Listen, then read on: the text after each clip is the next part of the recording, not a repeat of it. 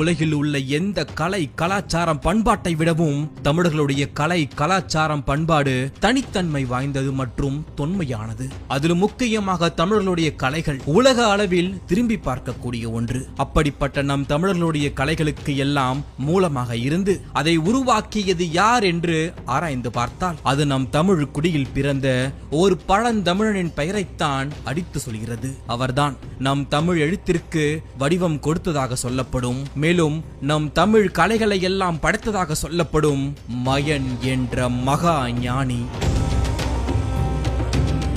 தமிழர்களின் வானியல் கலை, கட்டிடக்கலை, சிற்பக்கலை, ஓவியக்கலை, மரக்கலை போன்ற அனைத்து கலைகளுக்கும் தலைவனாகவும் அதனை படைத்தவனாகவும் விளங்குகிறார் இந்த மயன். அவ்வளவு ஏன் மகாபாரதத்தை எழுதிய வியாசர் கூட மயனை மாயாவி எனவும் மகாகவி எனவும் குறிப்பிட்டிருக்கிறார். மேலும் பல புராண